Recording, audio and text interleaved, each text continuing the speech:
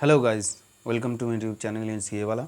Today I am going to discuss about the anthropology optional paper in UPSC, and I am going to discuss that which books will help you a lot, and the requirement of the examination, and the resources, and also the notes, extra notes, which will help you a lot.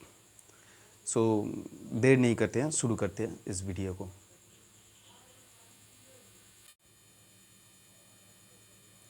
So guys, इसमें जो पहला book है वो है social anthropology, जो कि Majumdar and Madan का है। राइटर है मजुमदार एंड मदन, और ये आपको हेल्प करेगा पेपर 1, जो कि एंथ्रोपोलॉजी ऑप्शनल पेपर 1 में आता है, सोशल एंथ्रोपोलॉजी। और ये आपको 2.1 से और 5 तक आपको बहुत ही हेल्प करेगा अगर आपने सिलेबस को अच्छी तरीके से पढ़ा है और आपके दिमाग में है। मैं गाइस बार बार बोल रहा हूँ कि आपको यूपीएससी में सिलेबस को बहुत ही अच्छी तरीके से बारीकी से पढ़ना चाहिए और समझना भी चाहिए कि एग्ज़ाम का रिक्वायरमेंट क्या है, एग्ज़ाम आपसे क्या चाहता है, और सब कुछ नहीं है इसके अंदर। मतलब जो चाहिए वो सिलेबस में लिखा है, और आप लोगों को सिलेबस बहुत अच्छी तरीके से मालूम होना चाहिए कि सिलेबस क्या है। बहुत से ऐसी कैंडिडेट होता है जो मतलब साल भर निकल जाने के बावजूद भी उनको पता नहीं होता है कि सिलेबस मतलब सिलेबस में क्या क्या है, और अच्छे तरीके से वो सिलेबस से परिचित भी नहीं होते हैं। तो बहुत जो दिक्कतों का सामना करना पड़ता है उन लोगों को। तो मैं गाइस बोल रहा हूँ कि आप लोग सिलेबस को अच्छे तरीके से समझिए। अगर आपको सिलेबस समझने में कोई दिक्कत ही हो रहा है तो मैं इस वीडियो के डिस्क्रिप्शन में मैं एक लिंक डाल दूंगा जो कि सिलेबस आपको समझने में बहुत हेल्प करेगा। सिलेबस देखिए, सिलेबस ये 1-1.5 घंटे की कोई चीज़ नहीं है। 1-1.5 घंटे में अगर हो जाता, कोई सिलेबस समझ जाता, तो ये यूपीएससी नहीं होता। ये यूपीएससी है, बहुत मतलब अनोखी चीज़ है। तो अनोखा स्टाइल में ही उसका सिलेबस होगा। तो आपको अगर सिलेबस आप लोग अगर समझना चाहते हैं तो मैं जो डिस्क्रिप्शन में मैं एक वीडियो का लिंक दूंगा, वो एक बुक्स को लेके हैं। आप उसको अगर देखेंगे तो आपको लगभग आइडिया हो जाएगा, बहुत अच्छे लगभग क्या बहुत अच्छे तरीके से आइडिया हो जाएगा कि सिलेबस क्या है। ठीक है गाइस, तो देख लेना वो वीडियो, आपको बहुत ज़्यादा मदद करेगा। तो आगे बढ़ते हैं कि इस किताब में क्या क्या है। इस बुक में आपको वो 2.1 से 5 तक जो कि पेपर 1 में आता है वो आपको मिल जाएगा। मैरिज मिल जाएगा, फैमिली, किनशिप, इकोनॉमिक ऑर्गेनाइजेशन जो कि काफ़ी इम्पोर्टेंट चैप्टर है, पॉलिटिकल ऑर्गेनाइजेशन ये भी बहुत इम्पोर्टेंट वाला है, और religion, the nature of culture, the nature of society, ये सब आपको मिल जाएगा। पतली सी बुक है, ज़्यादा मोटा नहीं है, और लेकिन डेटा बहुत ज़्यादा है आपको समझने के लिए। आप देखिए, ज़्यादातर लोग एंथ्रोपोलॉजी से ज़्यादा परिचित नहीं होते हैं, तो वो थोड़ा पैनिक में आ जाता है कि वो है क्या ये सब्जेक्ट। कुछ लोग समझते हैं कि सिर्फ आदिवासियों को लेके ये चलता है, लेकिन ऐसा कोई बात नहीं है। सब कुछ एक मतलब स्टडी ऑफ मैन कहते हैं इसको। स्टडी ऑफ मैन जो बहुत पास्ट से और अभी तक जो भी बदलाव हुआ है जो इंसानों के बीच में, उसका सोसाइटी को लेके, उसका सब कुछ, तो ये होता है एक्चुअली एंथ्रोपोलॉजी। तो आप लोग बहुत ही आसान भाषा में इस किताब में लिखा गया है, आपको समझने में बहुत मज़ा आएगा। ठीक है, मैं एक बार कंटेंट भी दिखा देते हैं। ये है कंटेंट, यहाँ पे आपको सब कुछ मिल जाएगा। सोशल को लेके, सोसाइटी को लेके जो जो कुछ भी आपको चाहिए बहुत कुछ मिल जाएगा, काफ़ी है। ठीक है, तो आगे बढ़ते हैं दूसरे वाले किताब में।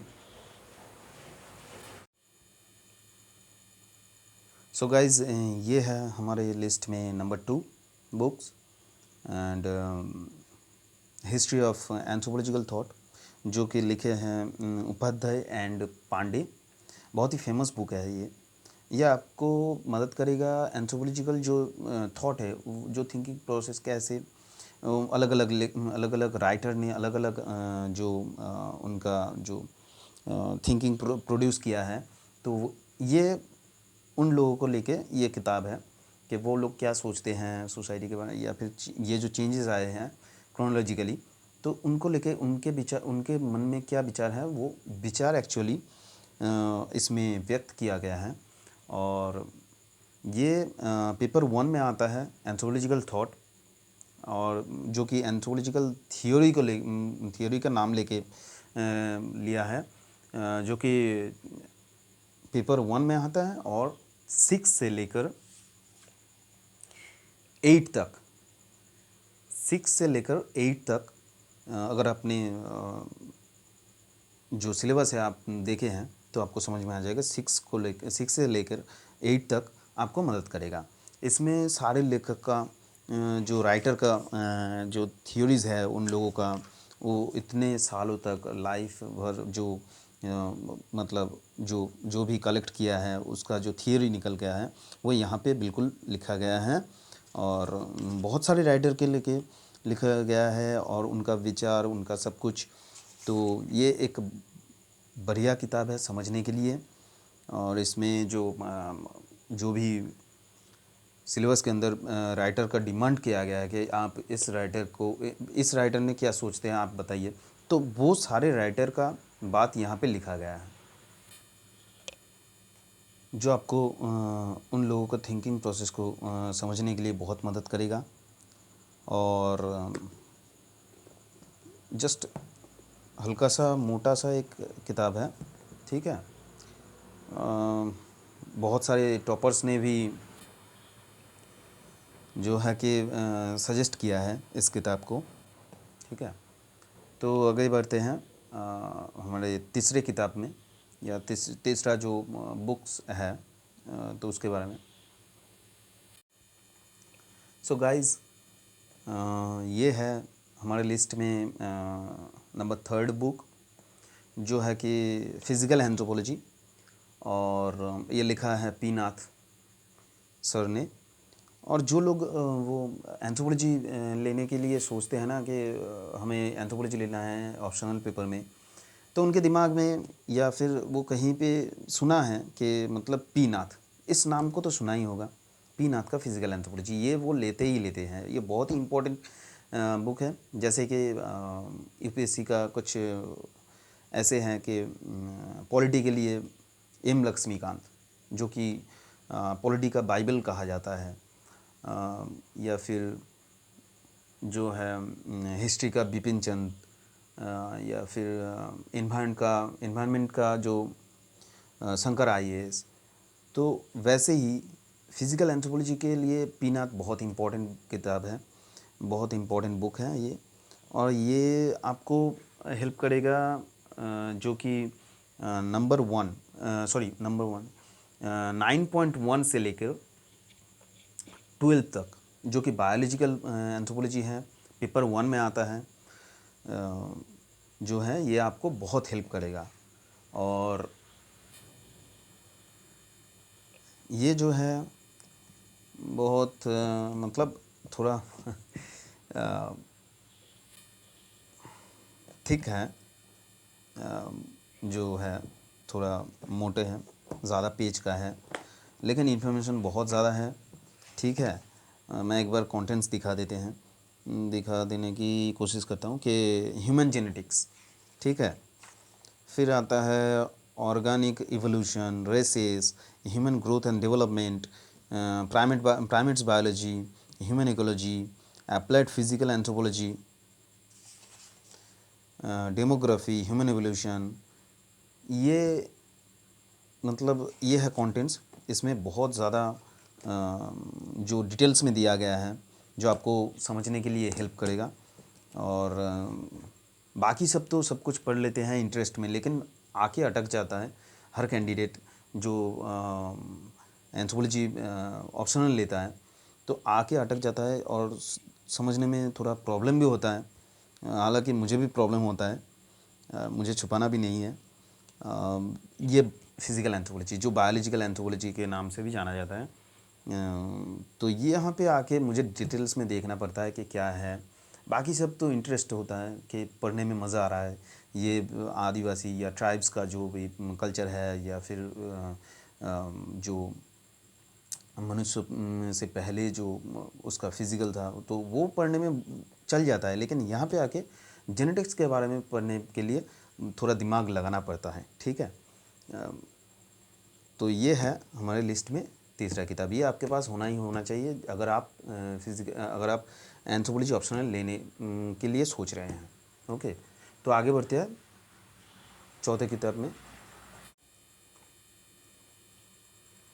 सो दोस्तों, ये है हमारे लिस्ट में नंबर 4th बुक, जो कि पेपर 2 का है। और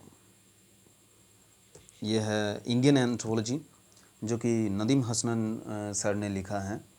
उनका जो पेपर 2 होता है वो मतलब एक तरह से इंडियन जो एंथ्रोपोलॉजी या इंडियन कल्चर, इंडियन ट्राइब्स को लेकर है। अगर आप सिलेबस को अच्छी तरीके से, अच्छे बारीकी से देखे हैं, तो आपको पता लगेगा कि इंडियन एंथ्रोपोलॉजी और इंडियन ट्राइब्स को लेकर जो एंथ्रोपोलॉजी है, ट्रैवल एंथ्रोपोलॉजी, जो वो पेपर 2 में आता है।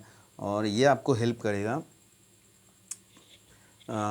पेपर टू का 1.1 से और 5.3, 1.1 से 5.3 तक आपको बहुत हेल्प करेगा ये।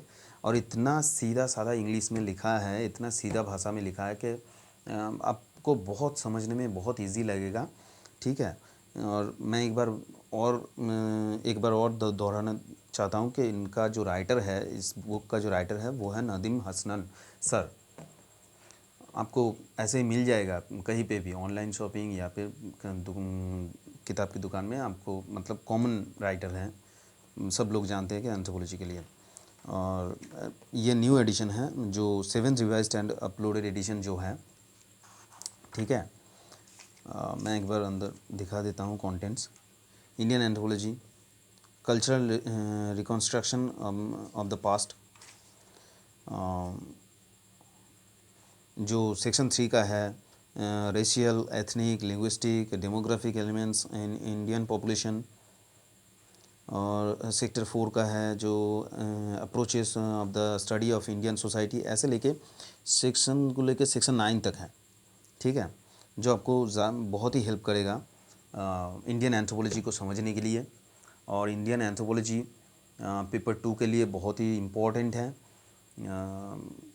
मतलब बहुत क्वेश्चन पूछा जाता है यहाँ से। और ये किताब जो आपको बहुत समझने में बहुत हेल्प करेगा, ठीक है। तो ज़्यादा मैं आपको साइट से भी दिखा देता हूँ कि क्या है।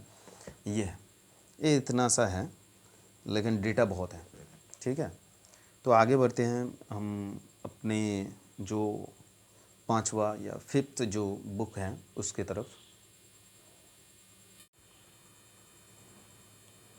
सो गाइज़, ये है हमारे लिस्ट में 5th बुक, जो है कि ट्रैवल इंडिया। और ये ट्रैवल एंथ्रोपोलॉजी के लिए बहुत ही इम्पोर्टेंट एक बुक है। इसका जो राइटर है वो है again Nadeem Hasnain sir. Nadeem Hasnain sir जो इंडियन एंथ्रोपोलॉजी भी लिखे हैं। और ये जो ट्रैवल इंडिया, ये जो किताब है, ये आपको हेल्प करेगा पेपर 2 के लिए। और पेपर 2 में 6.1 से लेकर 9.3 तक, 6.1 से लेकर 9.3 तक आपको बहुत हेल्प करेगा समझने के लिए। और इतना सिंपल लैंग्वेज में लिखा है, मैंने पढ़ा है इसलिए मैं बोल रहा हूँ। सिंपल लैंग्वेज में लिखा है और बेसिक, मतलब जो आपको मतलब समझने के लिए ज़्यादा दिक्कत ना हो, इतना सिंपल लैंग्वेज में लिखा गया है। और डेटा भी बहुत है। आपको समझना पड़ेगा कि एंथ्रोपोलॉजी क्या है, इसको दिमाग पे रख के ये लिखा गया है कि आम जो स्टूडेंट हैं वो जब पहली बार पढ़े उनको इंटरेस्ट लगे कि क्या है एक्चुअली, और ऐसे स्टोरी की तरह पढ़ते रहे, ठीक है। और मैं साइट से दिखा देता हूँ कि किताब कितना है। ये है, आप देख सकते हैं, इतना है। काफ़ी चौड़े है, लेकिन डेटा भी तो बहुत है ना। डेटा भी बहुत है। और अब मैं आपको जो है एक बार कंटेंट्स दिखा देता हूँ। तो फ्रेंड्स ये है कंटेंट्स, और यहाँ से लेके ये आ गया। ठीक है, यहाँ पे भी थोड़ा बहुत है। और जो कि ट्राइब्स के बारे में बहुत क्वेश्चन पूछा जाता है, प्रॉब्लम्स के, उसका एडमिनिस्ट्रेशन किस तरह से वो अपने एरिया में एडमिनिस्ट्रेट करता है, या उसका शासन तंत्र कैसे चलता है, उसका वेलफेयर डेवलप कैसे हो सकता है। तो जो जो क्रोनोलॉजिकली जो इम्प्रूव हो रहा है, और इम्प्रूव होने के लिए जो भी रिक्वायरमेंट है, वो यहाँ पे अच्छी तरीके से उनका जो प्रॉब्लम है, क्योंकि प्रॉब्लम को देख के ही आप सॉल्यूशन दे सकते हैं। तो जो प्रॉब्लम होगा वो यहाँ पे डिस्कस अच्छी तरीके से किया गया है। ठीक है, तो ये बहुत इम्पोर्टेंट बुक है जो पेपर 2 के लिए है। ठीक है, और आगे बढ़ते हैं। ये है गया कुछ बुक्स जो आपको बहुत हेल्प करेगा, ये टोटल जो बुक है।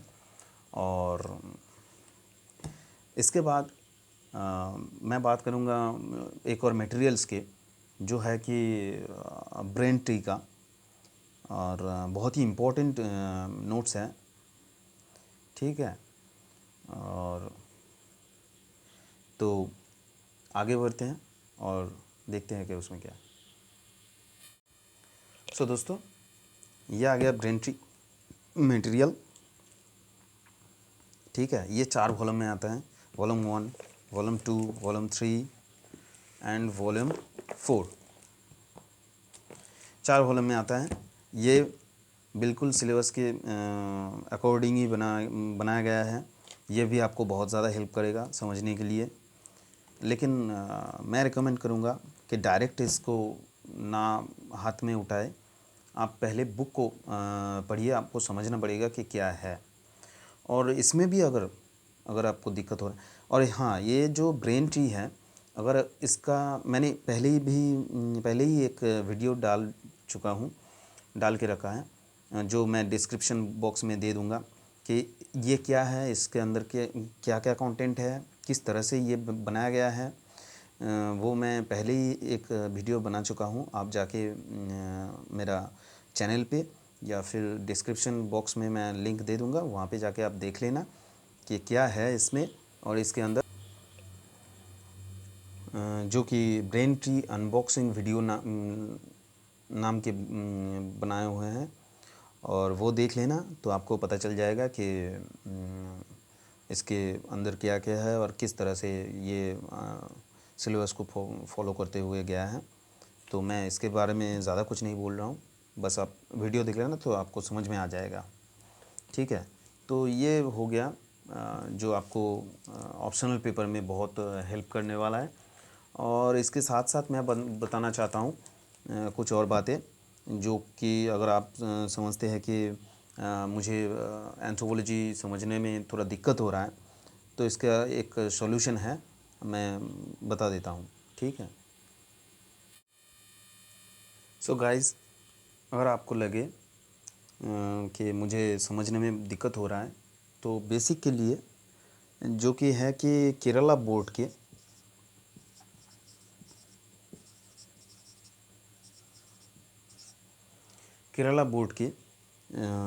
जो क्लास 11th एंड 12 का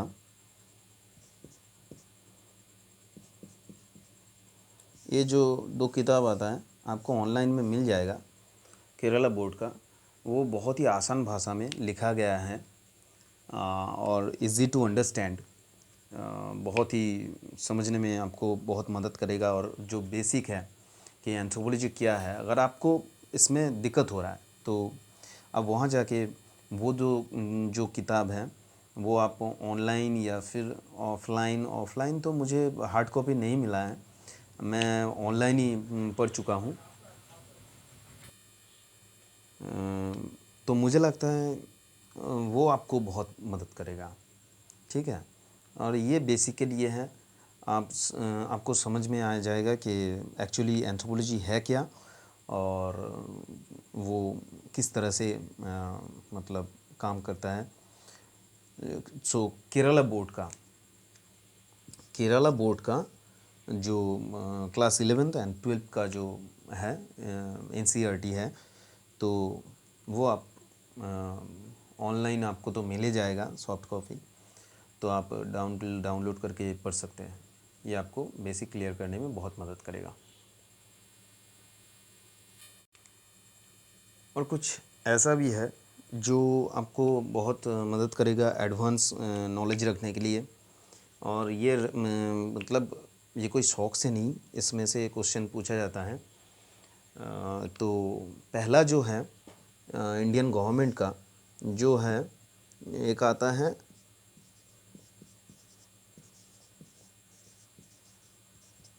खाका रिपोर्ट। ये गवर्नमेंट वेबसाइट में आपको मिल जाएगा PDF के तौर पे। तो आप उसमें से प्रिंट करिए या फिर PDF से पढ़िए, आपकी मर्ज़ी। एक आता है खाका रिपोर्ट, और एक आता है जो जनवरी का 2014 का जो जनवरी का एक योजना है, ठीक है। एक योजना जो मैगज़ीन आपको पता होगा, एक मैगज़ीन आता है मंथली मैगज़ीन योजना नाम का, उसका जो 2014 का है जो जनवरी का, उसका जो PDF है आप लोग डाउनलोड कर लेना, या फिर मैगज़ीन कहीं से भी आप प्रिंट कर सकते हैं। तो उसका जो ये सीधा सीधा जाता है जो पेपर 2 का जो ट्राइबल जो अफेयर्स हैं, ट्राइबल जो मैंने कहा है कि ट्राइबल इंडिया के, तो ये आपको बहुत मदद करेगा एडवांस होने के लिए, या फिर रिलेट करने के लिए। जो tribal India Nadeem Hasan sir का है, तो उसके साथ ये जो जनवरी का 2014 योजना का जो मैगज़ीन है, ये आपको मदद करेगा, ठीक है। तो इन दोनों को मिक्स करके आप मतलब बहुत अच्छी नॉलेज रख सकते हैं इसके बारे में। ये भी ट्राइबल का है खाका रिपोर्ट, और ये भी है 2014 का जो जन योजना का है, ये भी ट्राइबल का है। और जो ये है ये जो दोनों हैं, तो ये आपको बहुत एडवांस नॉलेज दे सकता है, ठीक है। ओके,